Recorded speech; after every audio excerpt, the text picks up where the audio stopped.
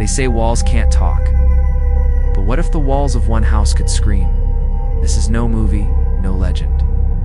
Tonight we step inside the most haunted house in the world, where every creak, every shadow, and every whisper tells a story of terror. Are you brave enough to hear the truth? There are many scary stories in the world. Some are just made up to frighten children at night. Others are based on half-truths or rumors that grow bigger over time. But then, there are a few stories that go beyond imagination. They are so terrifying, so strange, and so real that people cannot ignore them. Our story begins with one such place. A house that many believe should not exist at all. People call it the most haunted house in the world. From the outside, it looks like any other old mansion. The walls are cracked, the windows dusty, and the garden wild with weeds. Birds refuse to land on its roof, and even the wind seems to whisper warnings when it blows through the trees around the property. At first glance, it looks abandoned, the kind of house people pass by without thinking twice. But those who dare to step closer, those who feel brave enough to push open its rusty gates, quickly realize that this place is not empty. It is alive with something far darker than humans. The history of the house is unclear. Some say it was built more than 200 years ago by a wealthy family who mysteriously disappeared one night. Others believe it was a cursed land from the very beginning, chosen by the spirits of the dead as their resting ground. Whatever the truth, the house has seen things no normal place should ever witness. Locals whisper about screams heard in the middle of the night. Even though the house has had no official residents for decades, lights flicker inside when no electricity runs through its wires. And every year, at least one person claims to have seen a shadowy figure staring out from the upstairs window, its eyes glowing faintly in the dark. Children are told never to play near the property. Drivers avoid the road that passes in front of it, even if it means taking a longer route home. Animals behave strangely near the gates. Dogs bark wildly, cats hiss and scratch. And horses refuse to move forward when their riders try to guide them past. It is as if every living thing knows the house is wrong, that it carries something no one wants to face. Yet despite all the warnings, people still come. Some are ghost hunters, armed with cameras and machines that they hope can capture proof of life after death. Others are thrill seekers, desperate for the adrenaline rush of walking through a place where death lingers in the air. And a few are simply unlucky.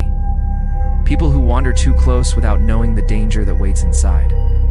Many of them return, shaken and pale, swearing never to speak of what they saw. But not all of them come back at all. The house does not just frighten people, it changes them. Those who stay inside too long describe terrible nightmares afterward, even when they are miles away. They hear whispers calling their names at night. They feel cold hands brushing against their skin in empty rooms. Some even claim that once you enter, the house never truly lets you leave. A piece of you stays behind, trapped in its endless shadows. This is not just a ghost story, it is a warning. The most haunted house in the world is not just a building made of stone and wood. It is a place of suffering, a prison for lost souls, and a doorway between the world of the living and the dead. And as we step deeper into its halls, we will uncover the terrifying secrets it has kept hidden for centuries. Every haunted place has a story behind it. Ghosts do not simply appear without reason. There is always pain, tragedy, or cruelty that leaves a scar on the land. This house is no different. Its walls are soaked in history, and that history is darker than anyone dares to admit. The earliest records of the house date back to the late 1700s. It was built by a man named Jonathan Whitmore, a wealthy landowner who wanted a grand estate to show his power. He was known for his pride, but also for his cruelty. Neighbors said he treated his servants harshly, punishing them for the smallest mistakes. His wife, Margaret, was rarely seen outside. Some whispered she was kept locked inside the house for weeks at a time, her cries hidden by the thick stone walls.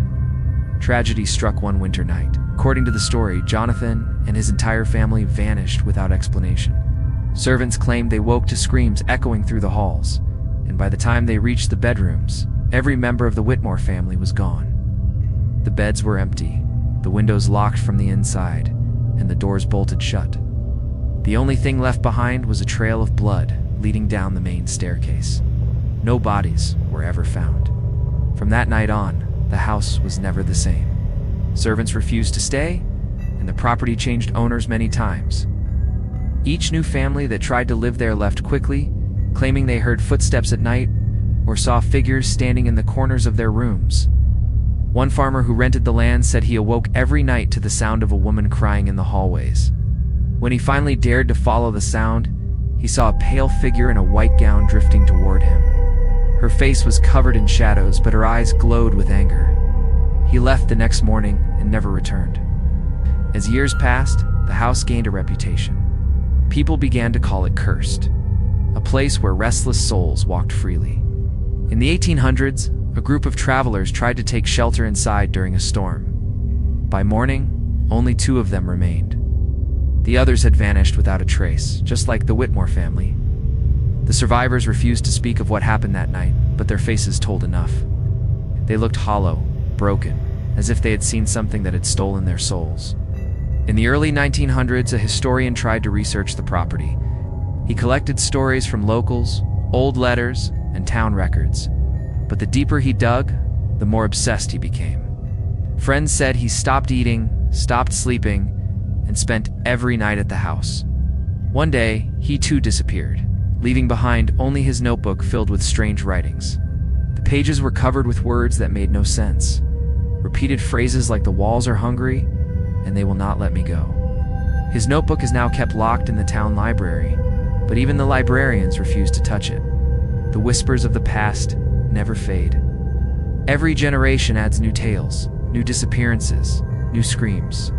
And yet, no matter how many stories are told, one truth remains.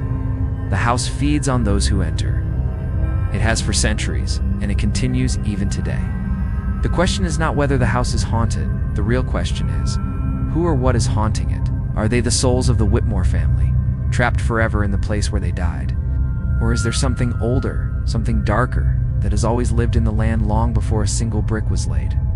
As we move further into the story, we must prepare ourselves. Because the more we learn about the past, the more dangerous the present becomes. For many years, the haunted house stood empty, feared by everyone in the nearby town. But as time passed, curiosity began to rise. People wanted to know if the stories were true. Was the house really cursed, or just a collection of old tales? Eventually, a few brave souls decided to test the legend themselves. The first recorded group of visitors was 3 young men in the late 1800s. They were travelers who heard rumors about the house and wanted to see if it lived up to its terrifying reputation. Armed with lanterns and strong voices, they laughed as they entered, mocking the ghost stories told by the locals. For the first few hours, nothing happened. They wandered from room to room, describing the broken furniture, the peeling wallpaper, and the dust covering every surface. They thought the stories were nothing but superstition. But as the night grew darker, the air inside the house began to change. The temperature dropped suddenly, their breath visible in the cold. One of the men swore he heard a faint whisper, though no one else was speaking. Another claimed he felt someone tug at his coat, even though his friends were on the other side of the room. They tried to ignore it, telling themselves it was just their imagination. But the fear in their eyes told a different story. Around midnight, the men decided to test their courage by sitting in the grand dining hall. The place where the Whitmore family was last seen alive. They placed their lantern in the center of the long wooden table and dared each other to stay silent for 1 full hour. At first, the silence was easy, but soon the sound of footsteps echoed from the upper floor, slow, heavy, deliberate. The men froze. No one should have been there, yet the steps grew louder, moving toward the staircase. One of the men shouted, demanding to know who was there. The footsteps stopped. Then, all at once, the lantern flickered and went out. Darkness swallowed the room. In the pitch black, they heard a low, guttural moan, followed by the sound of chairs scraping across the floor. Terrified, the men grabbed their lantern and stumbled out of the house, never looking back. They told the townspeople they would never step inside again. Their faces were pale, their bodies shaking. They had gone in laughing, but they came out broken. In the years that followed, others tried the same test. Some claimed to hear screams, others swore they saw shadows moving even when no one else was inside. A woman who visited in the early 1900s said she saw a figure standing at the end of a hallway. She thought it was a person, but when she raised her lantern, the figure melted into the wall like smoke. The most chilling story came from a boy who wandered into the house on a dare. He was only 12 years old, full of pride and eager to prove himself. But when he came out, he was never the same. He stopped speaking for weeks, staring blankly at the ground. He finally whispered what he saw. It was just one sentence. The house was watching me. These early visitors may not have stayed long, but their experiences set the stage for the legends that grew stronger with every passing year. The house had proven it was no ordinary building. It was something else entirely. Something alive, something that wanted to be feared. And this was only the beginning. As stories about the haunted house spread far beyond the town, curiosity grew stronger.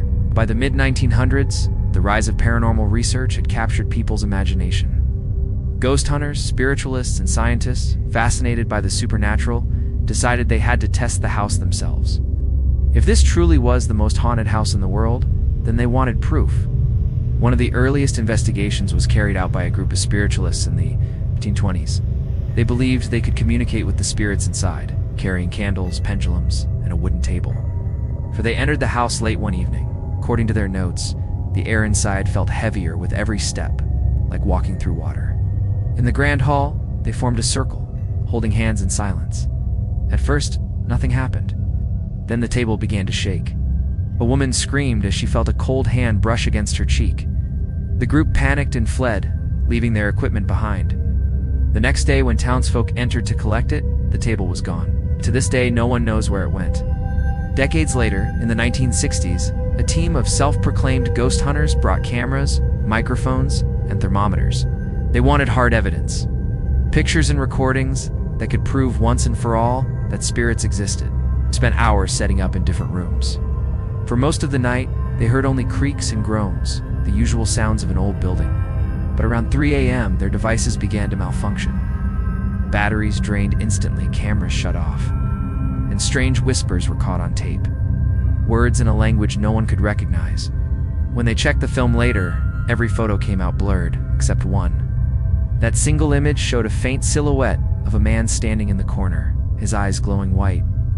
In the 1980s, a more scientific team tried its luck.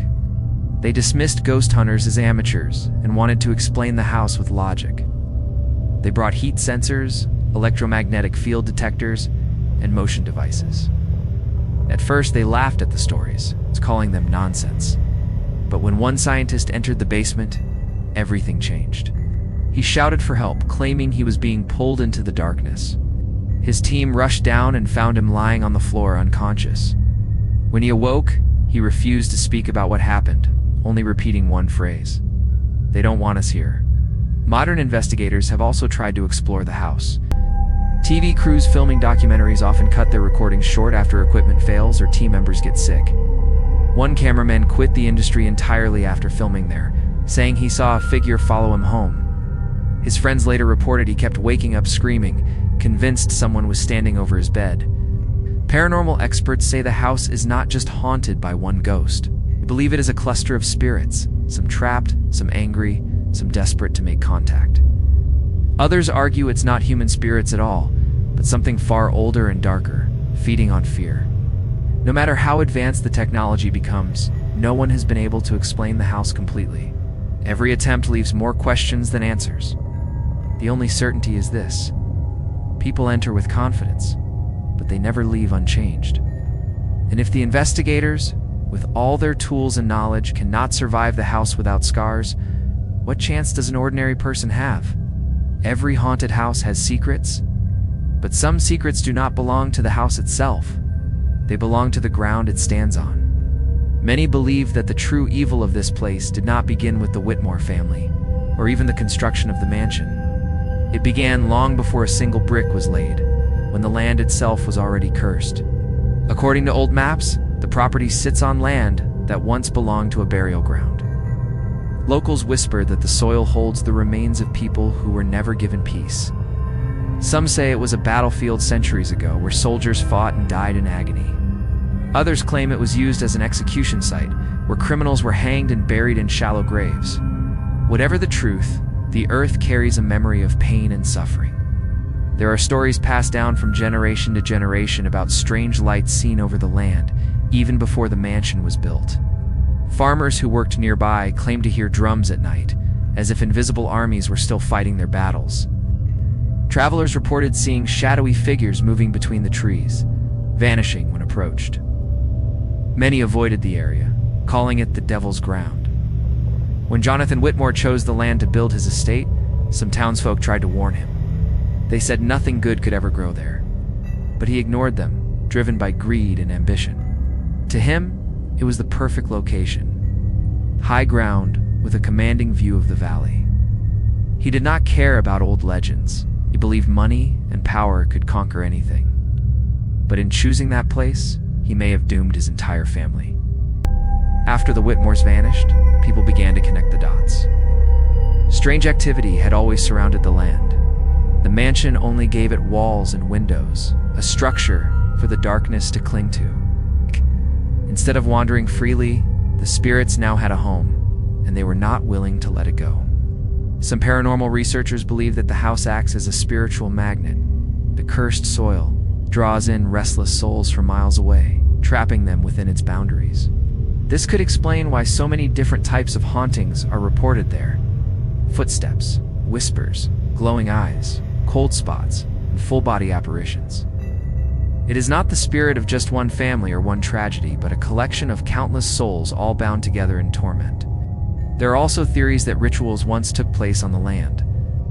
Old symbols carved into stones near the property suggest that people may have practiced dark ceremonies there long before the house existed. Were these rituals meant to summon something? Or to trap it? No one knows for sure. But if the latter is true, then the house may not just be haunted. It may be holding back something far more terrifying from escaping into the world. The idea that the land itself is cursed makes the mansion even more sinister. If the building were torn down tomorrow, would the hauntings stop, or would the ground simply claim its next victim? One thing is certain. The house is not just a creation of wood and stone. It is the beating heart of a curse that has lived for centuries, and it shows no signs of ending. While many people avoided the haunted house, there were always a few who couldn't resist the temptation of easy money. In the 1950s, a wealthy businessman bought the property, planning to restore it and turn it into a hotel. He thought the stories were just foolish superstitions. To keep the house safe from vandals during construction, he hired a night watchman named Robert Hale. Robert was a tough man, a former soldier. He wasn't easily scared. He laughed at the idea of ghosts, saying he had faced worse on the battlefield. Every evening, he locked the gates, lit his lantern, and made his rounds through the empty halls. For the first few nights, everything was quiet. The only sounds were the creaking floorboards and the wind blowing through broken windows. But then things began to change. One night, Robert reported hearing footsteps above him while checking the first floor. Thinking it was an intruder, he rushed upstairs, but the rooms were empty. Another night, he swore he heard a woman's voice whisper his name from the shadows. He searched the entire house but found nothing. At first, Robert told himself he was imagining things, but then the experiences grew stronger. His lantern would suddenly go out, leaving him in complete darkness. Doors slammed shut behind him when no wind was blowing. He even claimed he saw a figure in the dining room, a tall man in old-fashioned clothing standing completely still. When Robert approached, the figure vanished into thin air. Despite these events, Robert stayed. He needed the job, and his pride refused to let him run away like others. He began keeping a journal, writing down every strange thing he experienced. His final entry, however, was the most chilling. He described hearing heavy breathing behind him while walking the main hallway. When he turned around, he saw a pale face staring at him, only inches away. Its eyes were black, its mouth twisted into a silent scream. That was the last thing he wrote. The next morning, workers found the watchman's lantern on the floor, still lit. His journal lay open on the last page, but Robert himself was gone. His body was never discovered. Some believe he ran away in terror and never came back. Others are certain the house claimed him, just as it had claimed so many before. The businessman quickly abandoned his hotel project, refusing to speak about Robert's disappearance. The property was left empty once again, its dark reputation growing even stronger. The story of the night watchman became one of the most famous tales tied to the house, warning others that even the bravest souls are not safe within its walls. Today, paranormal investigators still search for Robert's presence. Some say they have captured recordings of a man's voice calling for help. Others claim to see a shadowy figure patrolling the hallways, as if he is still on duty. If it is truly Robert, then perhaps he never left his post. Perhaps he is still there, trapped forever, a watchman not of men, but of the dead. While adults often fear haunted places, children sometimes wander too close without realizing the danger. And some of the most chilling stories about this house come from the mouths of children who didn't know better. In the summer of 1974, a group of 4 children from the nearby town dared each other to sneak into the mansion. They were between the ages of 9 and 12, full of curiosity and mischief. For them, the house was not terrifying, but exciting. The perfect place for an adventure. Carrying flashlights, they crawled through a broken window and began exploring. At first, everything seemed like a game. They laughed as they climbed the dusty staircase, kicking up clouds of dirt with every step. They peeked into bedrooms filled with cobwebs, pretending to be ghost hunters. But as the evening grew darker, the atmosphere shifted. The children later said it felt like the house was watching them. Then they heard it. Laughter. At first, it sounded faint, like the giggle of another child in the distance. They assumed one of their friends was playing a trick.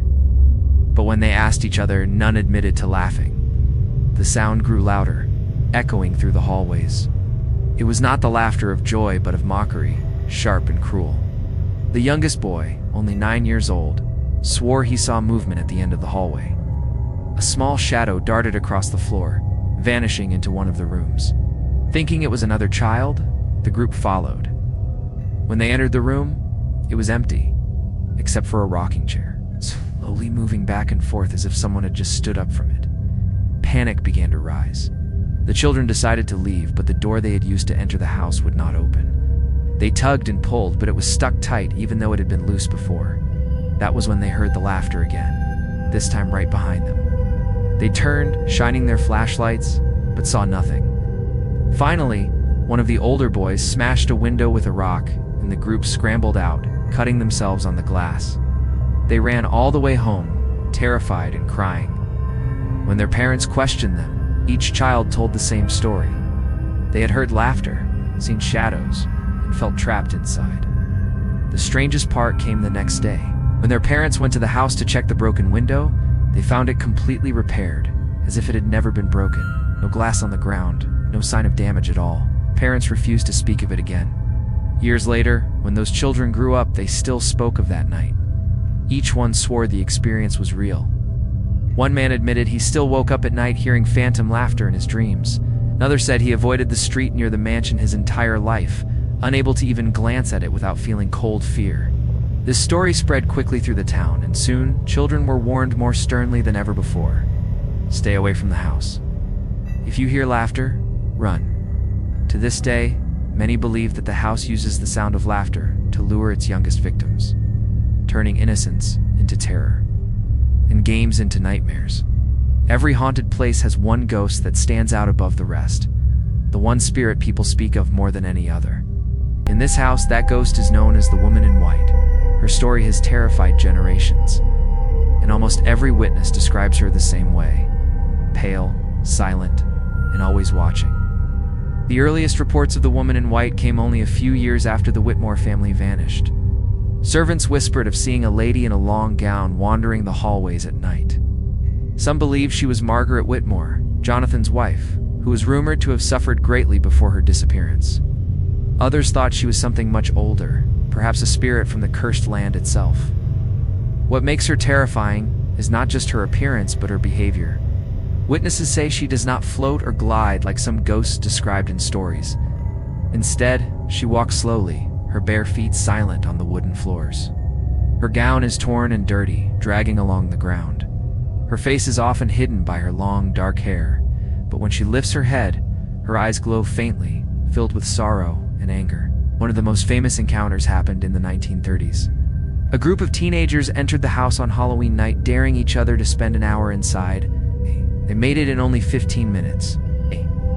As they stood in the upstairs hallway, they saw her, a woman in a white gown standing at the far end, completely still. At first they thought it was a mannequin, maybe placed there by pranksters. But when she slowly raised her head, her eyes flashed in the dark, and and she began walking toward them. The teens screamed and bolted for the exit. One boy claimed he felt her hand brush against his shoulder as he ran, though when he looked back, no one was there. Another sighting occurred in the 1970s when a local photographer decided to take pictures of the mansion. Hoping to capture eerie shots, he set up his camera near the broken gates. When the photos were developed, one image showed a pale figure standing in the upstairs window, a woman in white, staring directly at the camera. The photographer insisted no one else was in the house that day, and the window had been closed and locked when he left. Even professional investigators have spoken about her. In one recording, a female voice can be faintly heard saying, "Help me," followed by the sound of footsteps. Many believe this is the woman in white, trapped in endless suffering, calling out for release. But there are also darker theories. Some claim she is not a victim, but a predator. People who see her up close often suffer nightmares for weeks. Some even report falling ill, their health slowly draining away after the encounter. A few researchers think she feeds on fear, using her sorrowful image to lure people closer before taking their energy. Whether she is Margaret Whitmore or something else entirely, the woman in white has become the house's most enduring legend. She is the figure people fear most, the ghost who turns whispers into screams. And perhaps the most unsettling detail of all is this: she is always seen near windows and doors, as if she is not just trapped inside, but waiting for the chance to leave. If the upstairs of the mansion is where people see ghosts, then the basement is where people feel true evil. Almost every haunted house has a basement, but this one is different. Locals say it is the darkest part of the property, a place where even flashlights struggle to shine.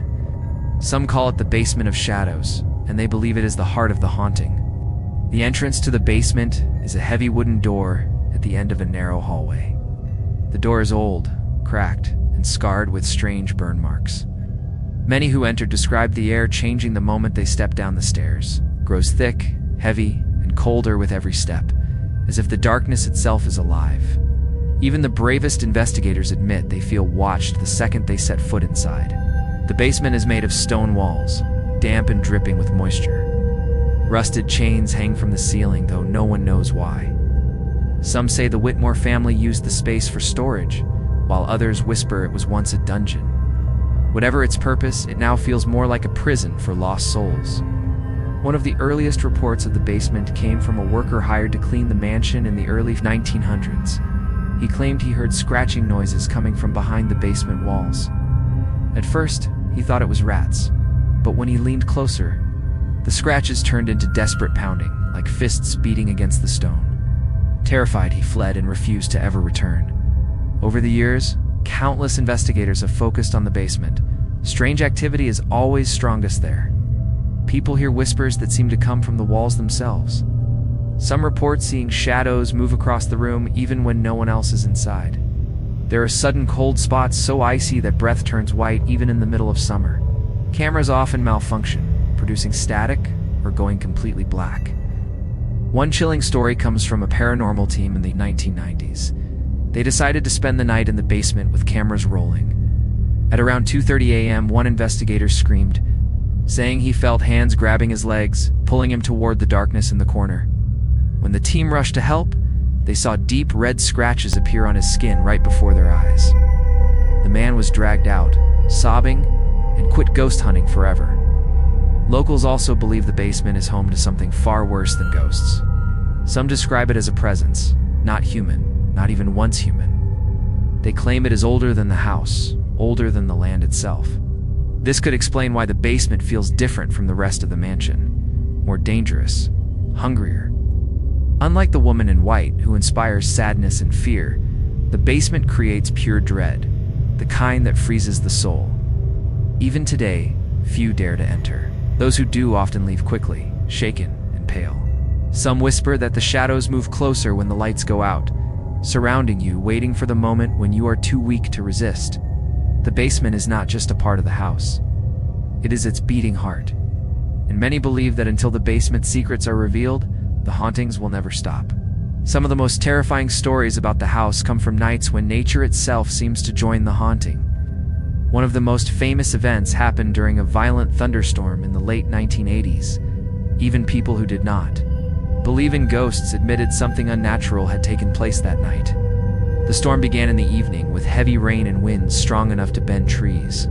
Lightning split the sky, striking dangerously close to the mansion. Many in the nearby town watched from their windows, noticing that the storm seemed to circle above the property longer than anywhere else. While rain poured over the valley, it was the house that took the brunt of the storm's fury. Inside the house were two brothers, Mark and Daniel, who had dared each other to spend the night there. They were thrill seekers, young men who thought ghost stories were just fun tales for children. Armed with flashlights, a camera, and sleeping bags, they laughed as they set up camp in the dining hall. At first, the storm outside made the experience even more exciting. The thunder shook the windows, and the lightning briefly lit up the dusty rooms, casting long shadows on the walls. But soon, the excitement turned to fear. Around midnight, the brothers reported that the storm's noise seemed to vanish inside the house. While thunder roared outside, the inside of the mansion fell into an unnatural silence. The rain stopped against the windows, the wind disappeared, and even their voices sounded muffled. That was when the first sign came. A chandelier above the dining table began to sway on its own, though the air was still. Then the front door slammed open with such force that the walls shook, and no wind followed it, only darkness. The brothers tried to stay calm, convincing themselves it was the storm. But their fear grew when the camera they had brought began recording on its own. The red light blinked, and the tape started rolling without anyone touching it. On playback, they later claimed, the camera captured faint whispering voices, repeating the same phrase over and over. "You should not be here." Then, lightning flashed across the sky, bright enough to fill the dining hall. In that brief second of light, the brothers saw them. Figures standing all around the room. Dozens of shadowy shapes were watching silently. When the flash ended, the room was empty again. But the brothers knew they had not imagined it. Panicking, they grabbed their gear and tried to run. But every door they reached slammed shut before they could touch it. Windows rattled violently, refusing to break even when they were struck with chairs. The house had locked them inside. It wasn't until dawn that they managed to escape. Strangely, they found the front door wide open, swinging gently in the morning breeze. They ran out without looking back. When they returned home and reviewed the camera, the last few minutes of tape were blank except for one frame. The image of a pale face staring directly into the lens. Neither brother recognized it, and to this day they refuse to speak of the stormy night in detail. The event became legendary in the town. People still talk about how the storm seemed drawn to the house, how lightning struck it 3 times but never burned it down, and how the brothers barely escaped with their sanity. The storm proved one terrifying truth. The house is not only haunted, it seems alive, responding to the world around it, feeding on chaos, and trapping those foolish enough to enter during the worst of nights. One of the most frightening parts of the mansion's history is how many people have gone missing after stepping inside. These disappearances are not just rumors. They are documented cases that have puzzled police, investigators, and locals for decades. The house does not always just scare people. Sometimes it takes them. The first well-known case happened in 1912, a pair of travelers passing through. The town decided to use the mansion for shelter on a rainy night. They were last seen entering with lanterns in hand. By morning, only their belongings were found neatly placed near the fireplace. Boots, coats, and even their wallets. But the men themselves were gone without a trace. The doors were still locked from the inside, and no footprints led away from the house. Authorities searched the grounds but found nothing. Decades later, in 1956, history repeated itself. A young couple, engaged to be married, entered the mansion on a dare. Friends waited outside, laughing and expecting them to come out quickly, but the couple never returned. The friends searched the house, calling their names, but all they found was the woman's necklace lying on the stairs. To this day, neither the bride-to-be nor her has ever found. Even more disturbing are the modern cases. In the 1990s, 2 amateur ghost hunters went inside with a camcorder, determined to capture proof of the supernatural. Neighbors reported hearing screams from the house that night, followed by silence.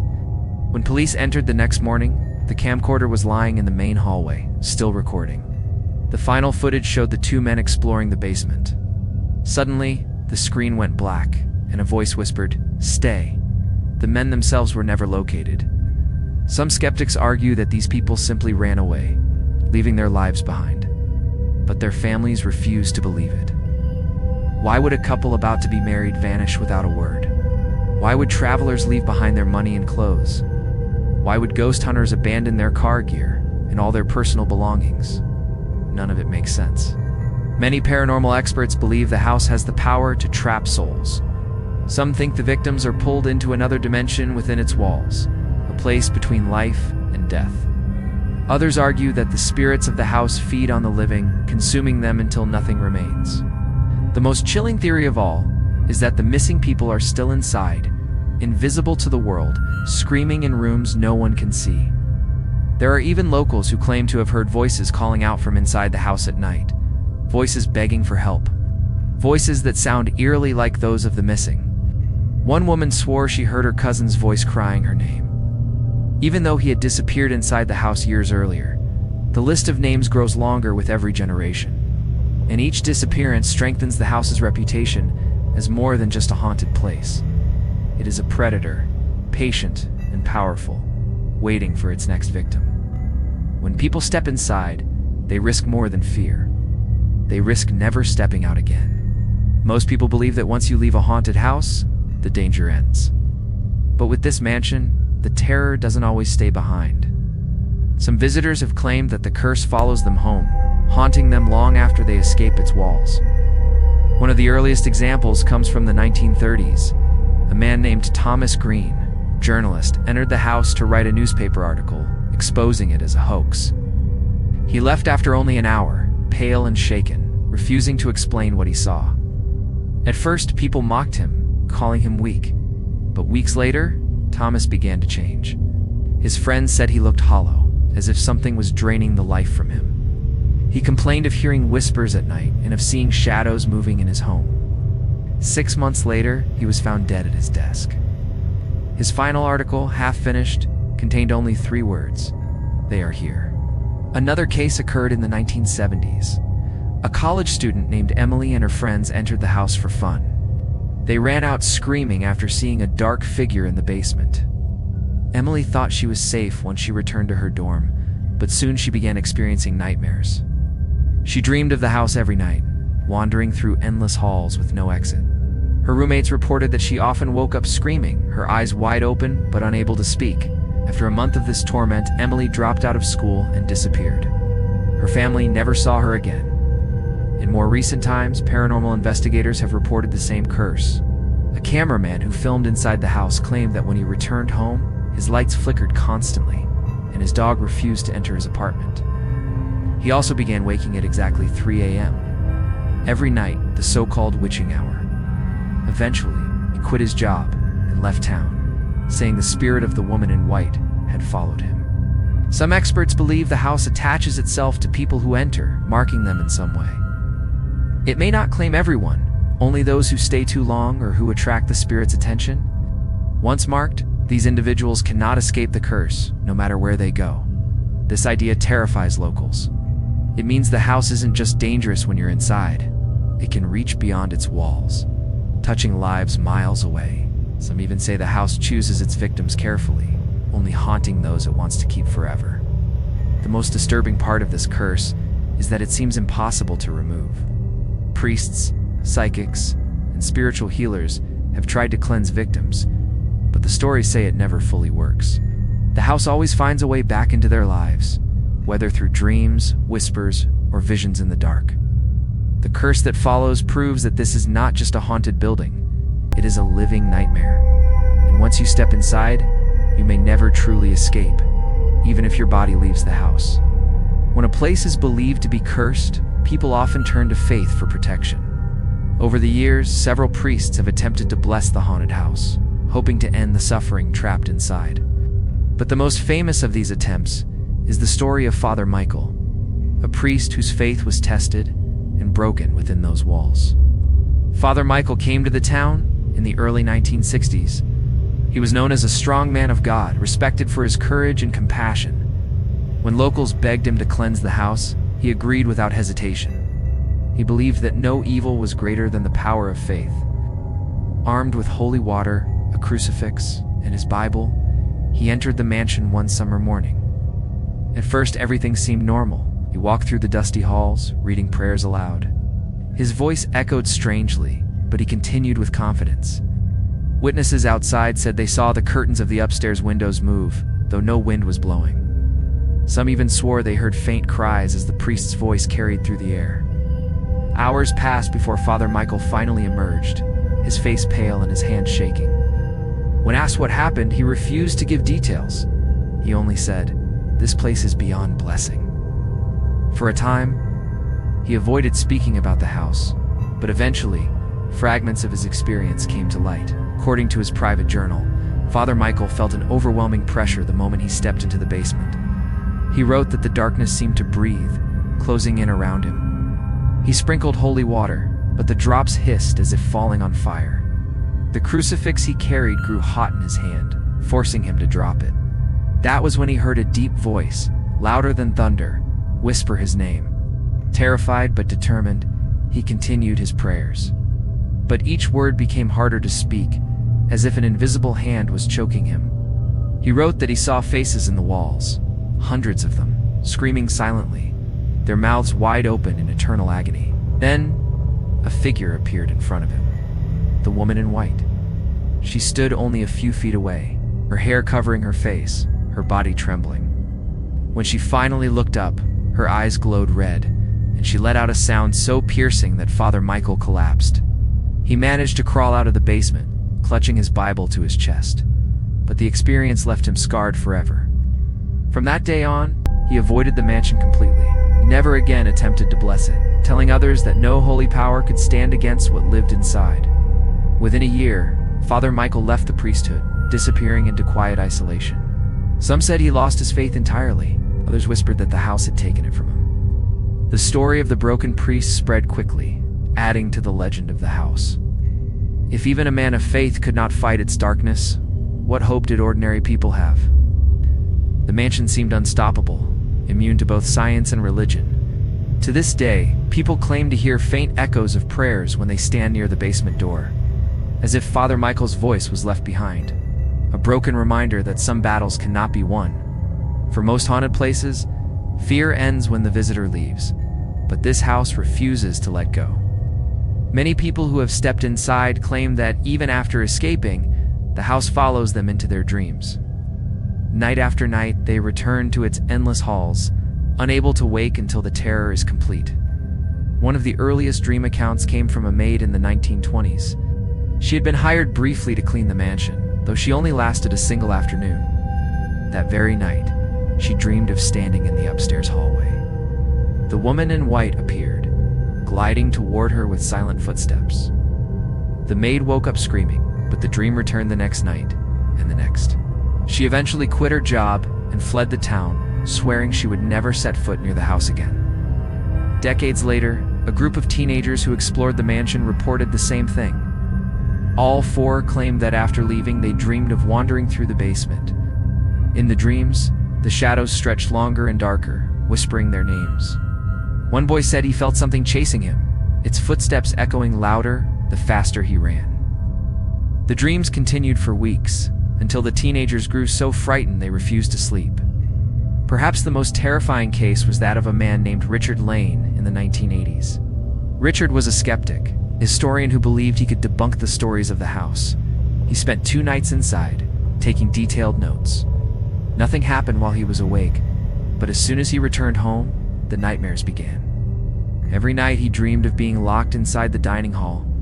The windows rattled, the chandelier swayed, and dozens of figures surrounded him. He wrote that the faces grew clearer each night, until he began recognizing them as missing people from old town records. After 3 months of torment, Richard stopped sleeping altogether. Eventually, he was found dead in his study, his diary open to the words, "The house will not let me go." Psychologists have tried to explain these dreams as a result of fear and suggestion. They argue that the power of the legend makes people imagine the house even after leaving it. But believers say the dreams are more than imagination. They are the house itself reaching out, dragging people back even while they sleep. Some nightmares even seem connected across different people.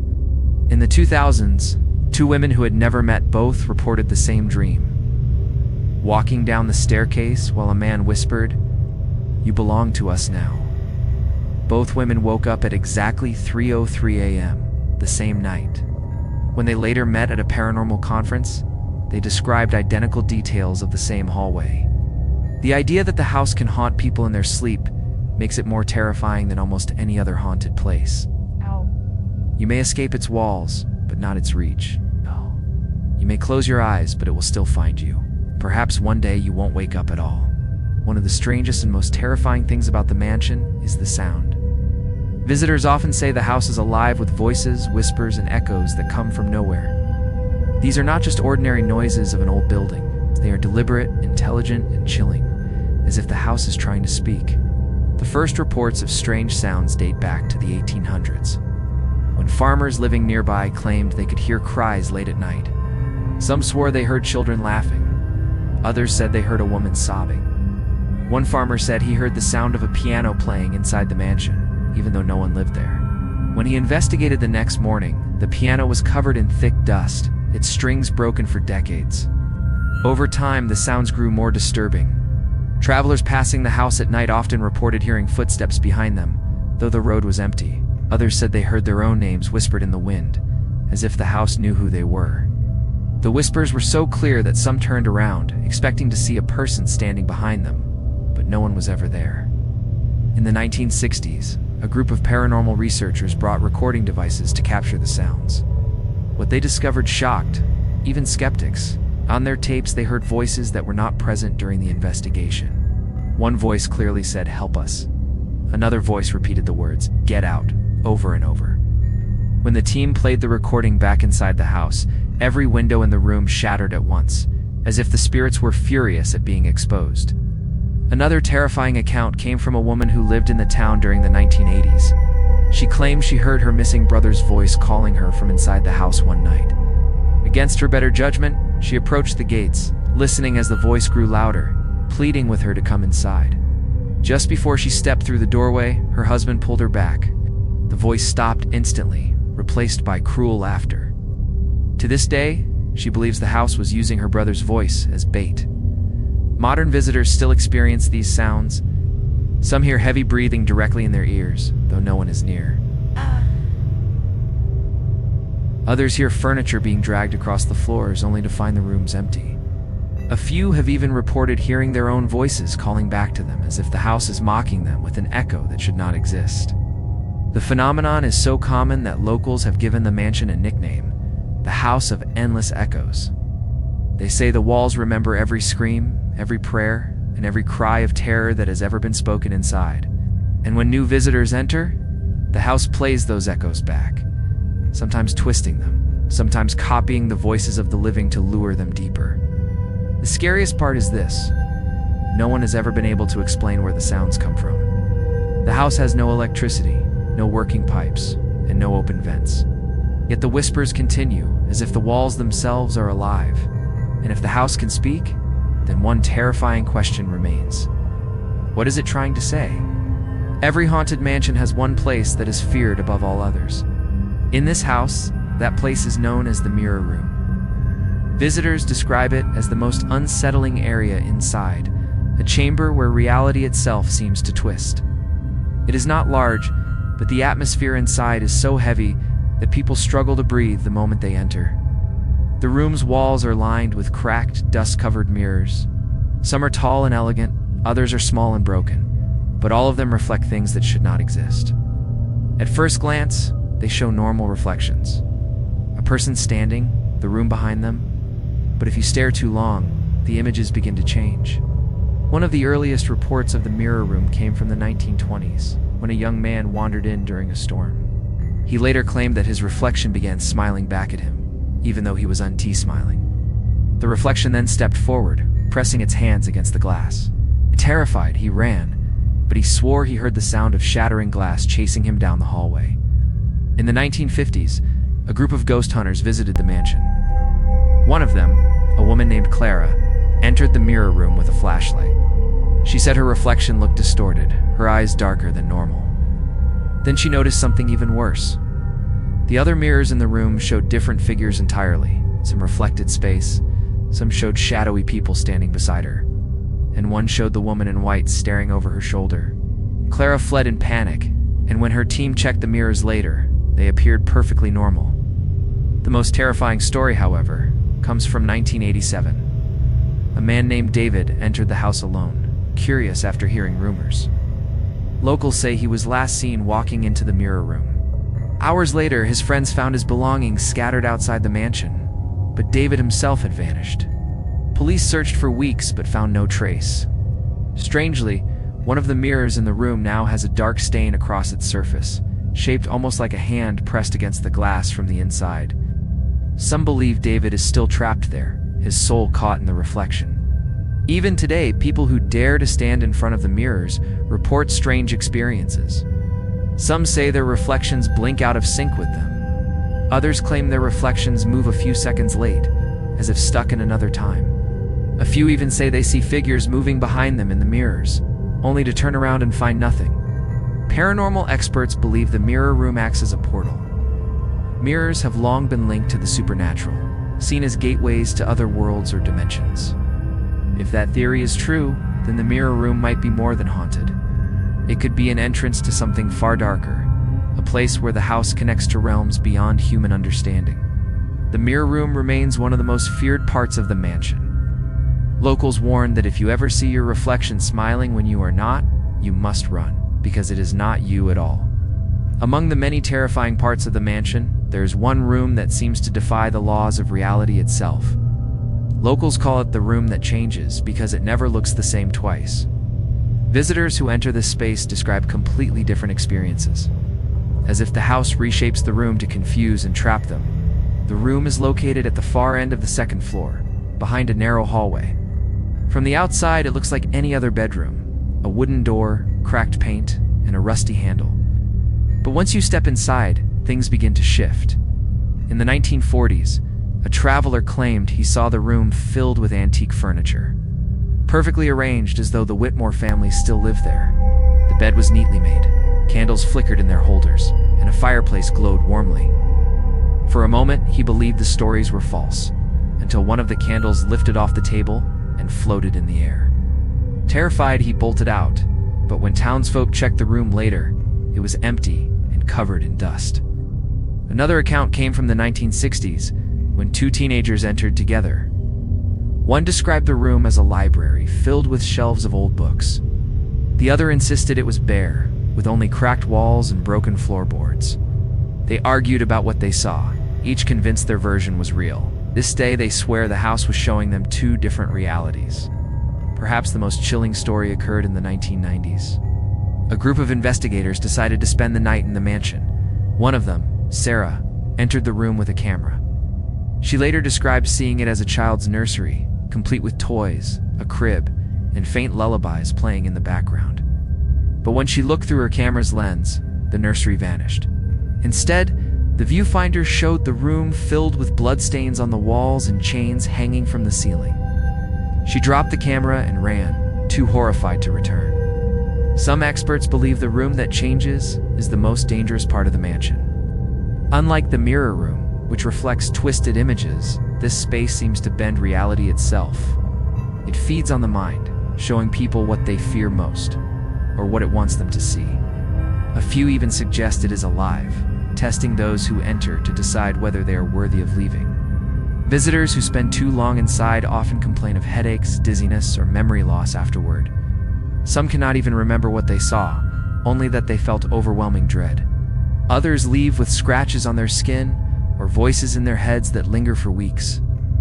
What makes the room so terrifying is not just its ability to change, but the possibility that the person inside may not notice. How many visitors have walked into the mansion thinking they were in one room, when in reality, the house was reshaping their surroundings without them even realizing it? The room that changes remains one of the mansion's greatest mysteries. It is not just haunted, it is unpredictable.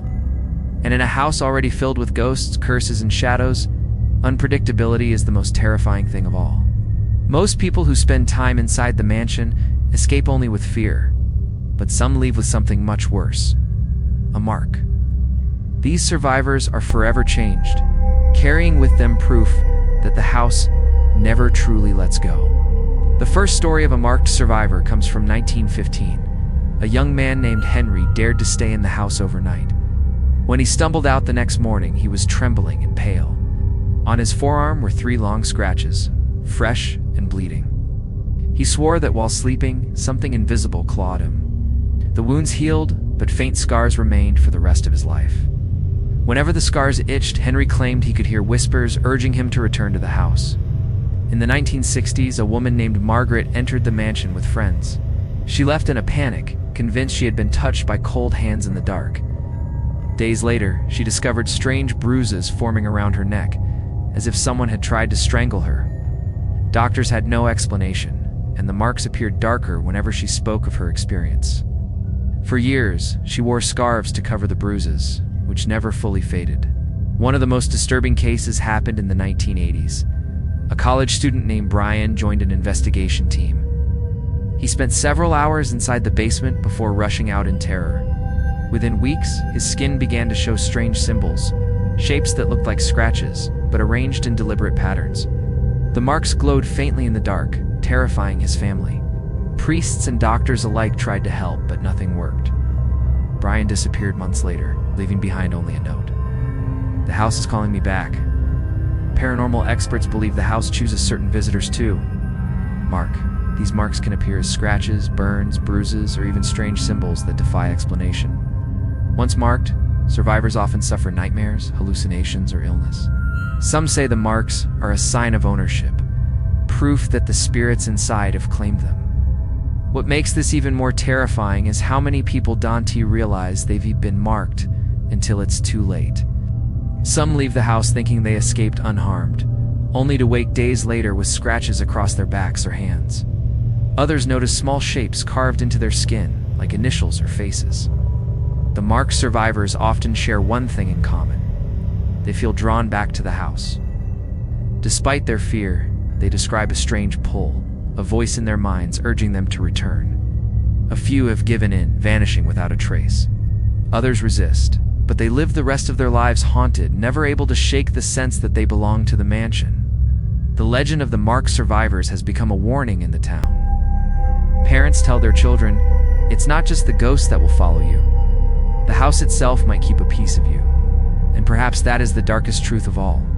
Some people don't just visit the haunted house. The haunted house visits them. Over the years, many people have tried to destroy the mansion. Some thought fire would cleanse it. Others believed tearing it down brick by brick would finally silence the spirits inside. But the house has proven one terrifying fact: it refuses to die. The first attempt came in the late 1800s, shortly after the Whitmore family vanished. A group of townsfolk, tired of the whispers and disappearances, set fire to the mansion. The flames spread quickly, consuming the dry wood and filling the night sky with smoke. The people cheered, believing the nightmare was over. But when dawn arrived, their victory turned to horror. The fire had burned the furniture, the roof, and the windows, but the walls stood unharmed. The house remained blackened but still standing tall. Within weeks, the charred wood seemed to heal, as if the building was repairing itself. Soon, it looked almost the same as before. Decades later, in the 1930s, the local council attempted to demolish the house using heavy tools. Workers swung hammers at the walls, but the stone barely chipped. One worker claimed that every strike made him feel weaker, as though the house was draining his energy. Another swore he heard screams echoing through the ground with every blow. The demolition was abandoned after several workers fell mysteriously ill. In the 1950s, lightning struck the mansion 3 times during a massive storm. Locals thought it would collapse from the damage, but instead, the structure seemed untouched. Witnesses said the lightning made the house glow for a moment, as if it absorbed the energy rather than breaking under it. The most recent attempt came in the early 2000s. When a developer purchased the land with plans to build modern housing, bulldozers were brought in, but none of them worked once they entered the property. Engines failed, batteries drained, and fuel tanks leaked without explanation. When the workers returned the next day, their equipment was mysteriously damaged beyond repair. The developer lost thousands of dollars and abandoned the project, leaving the house exactly where it had always stood. Many believe the house is more than just haunted. It is alive, protecting itself from destruction. Some think the spirits inside will not allow it to be torn down, while others believe the house itself has become a creature of darkness, feeding on those who try to harm it. What makes this more chilling is how quickly the land around it decays. Trees near the property wither, grass dies, and animals avoid the area. Yet the house itself remains strong, as though it is feeding on the decay around it. The mansion's refusal to die has only strengthened its legend. People now say the house will stand forever, long after everyone who fears it is gone. Some even whisper that when the world itself ends, the house will remain, a monument to fear, darkness, and death. One thing is clear: the haunted house does not want to be destroyed. And as long as it stands, it will continue to claim new victims, adding more voices to its endless echoes. After centuries of fear, countless disappearances, and endless whispers, the mansion still stands, quiet and patient. It does not shout for attention. It does not chase people down. Instead, it waits. That is what makes it more terrifying than anything else. The silence before the storm, the calm before the scream. Locals know better than to go near it. Children are told from the time they can walk: stay away from the house. Travelers are warned by signs and stories, yet some still go, drawn by curiosity or arrogance. The house does not lure them in.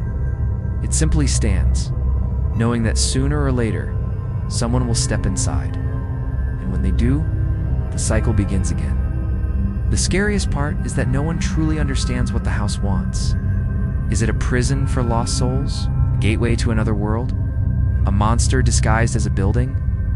Each theory feels more terrifying than the last. Some believe the house feeds on fear, growing stronger with every scream. Others think it collects souls, trapping them to keep its power alive. And a few whisper that it is waiting for one final visitor, the person who will set it free. Even those who survive never really leave.